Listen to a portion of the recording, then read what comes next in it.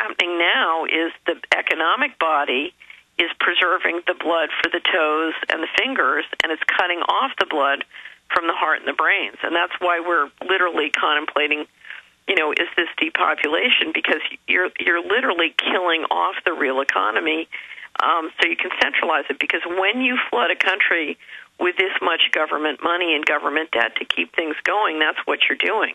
You're basically shrinking the pie of wealth in a way that centralizes. But people are going along, and the minute we decide, something, this is really unhealthy, this can't go in any place that's good for us, our children, our grandchildren, and we start to shift in this does not have to be picking a fight, it's just withdrawing. So if we turn off our TVs, so we withdraw our time, if we withdraw our money from the big financial institutions and the big banks and start what I call demonetizing, if you come into any county in America, Alex, you will find, literally one person has got their savings and bank CDs that are in a large New York bank.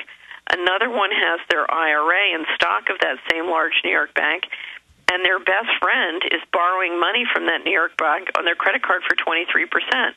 So the first two women are making 3 to 4% if they're lucky, and their friend is borrowing that money back for 23%. Well, why do they need a big New York bank to be in the middle of them? Exactly. They should be loaning to each other and keeping it all local. Right. Let me give you another example. In Tennessee, because there is here's where the opportunity is. When you start to dig in and you bring transparency to how the money works in a place, and you say, look, let's withdraw from the tapeworm system in a way that makes us money, because the problem we have is our wealth is shrinking. So we need to find a way to withdraw from the system that expands our wealth and stops us from getting drained financially.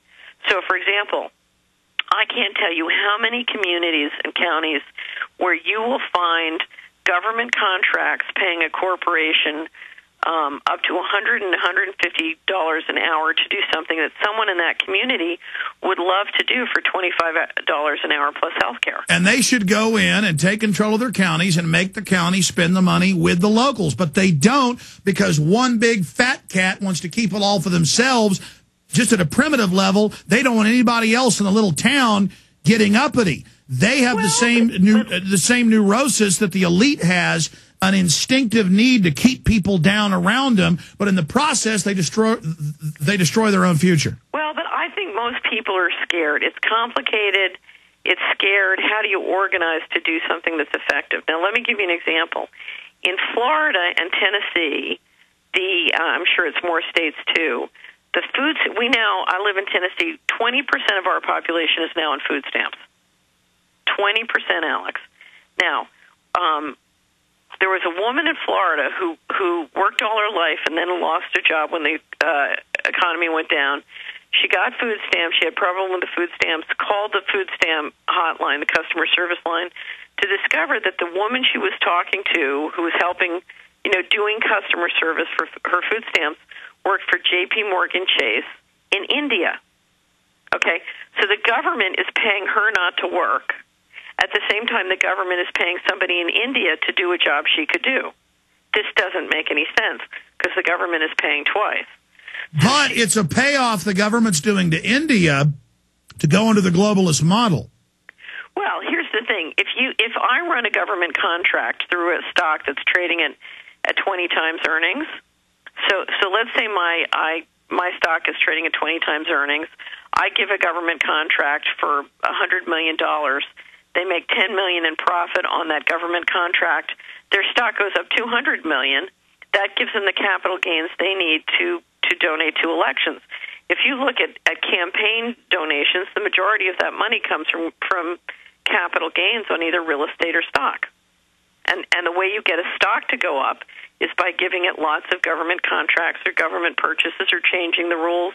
I have a great article I wrote called Dillon Read and the Aristocracy of Stock Profits, and it was about how much money private prison stock trades on how many beds it has. So think of this as slavery. At the time I wrote the article, every additional bed you get caused your stock to go up $25,000. So the more, if you can pass a law that says, mandated sentences are longer, the stocks will go up just on the passage of the law, anticipating the additional And the average death. American doesn't know that big banks that own and control prison complexes openly come in and give money to build more prisons, to lobby with your tax money to build the prison that they then make the profit off of, and they lobby to pass more laws. And it's the alcohol and cigarette lobbies that kill more than anybody, who are the biggest lobbyists for the drug war. Well, what's interesting is if we reached a point where a significant, and I mean the 6 to 10%, like the 100 monkey syndrome, if we could get a critical mass of people to see how the game is played and how it works around the money, that's when things start to change. Now, in 1997, and let me tell you the story. In 1997, remember, I'm trying to persuade the pension funds to reinvest in America in a way that really could have made the pension funds tremendous amounts of money compared to the way they've lost money on all these frauds. So in 1997, I had a wonderful board of pension fund leaders, including the president of the CalPERS, which is the largest pension fund in the country, and I gave them my presentation of how we could reinvest in America in a way that would make a lot of money for the pension funds. And the president of CalPERS looked at me and he said, "You don't understand. It's too late. They've given up on the country. They're moving all the money out starting in the fall." And that was 1997.